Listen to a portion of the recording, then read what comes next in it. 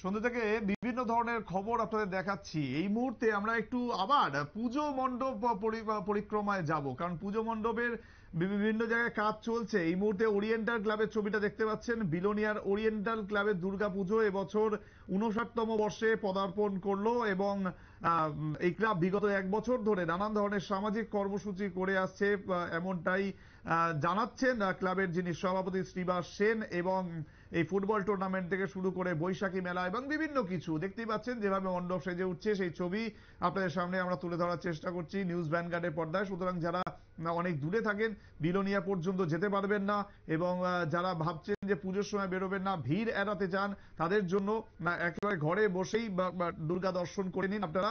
Belonia বনকর oriental ক্লাবের দুর্গাপুজো এবছর 59তম বর্ষে পদার্পণ করলো। সভাপতি শ্রীবাস সেন কি জানাচ্ছেন শুনুন।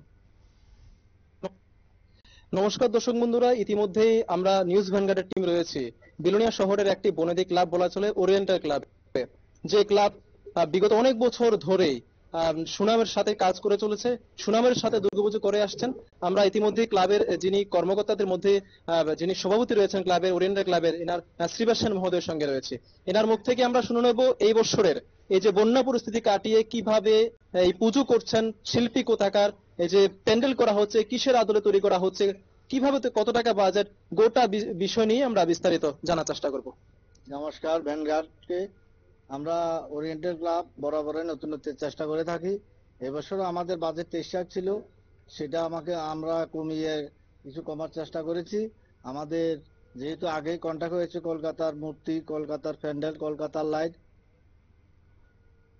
কলকাতার মূর্তি, কলকাতার প্যান্ডেল, কলকাতার লাইট সমস্তটাই কিন্তু অর্থাৎ কলকাতা থেকে এসছে এবং সেই সাজে সেজে উঠছে তাদের ভাবনা সমস্ত কিছু। এবং দুর্গাপুজোয় আন্দামানের আদিবাসীদের জীবনযাত্রার থিম নিয়ে হাজির হয়ে গেছে তারা। সুতরাং যারা যেতে চাইছেন, যারা আন্দামান যেতে পারছেন না, তারা অন্তত এই ক্লাব থেকে ঘুরে আসতে পারেন, কিছুটা হলে একটা ফিল পাবেন।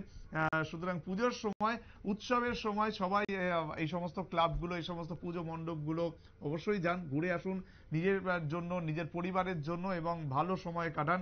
উৎসব মুখর এই সন্ধ্যায় আরো একটি ছবি আপনাদের সামনে আমরা তুলে ধরলাম। নিচ্ছি আরো একটি ছোট্ট বিরতি, সঙ্গে থাকুন।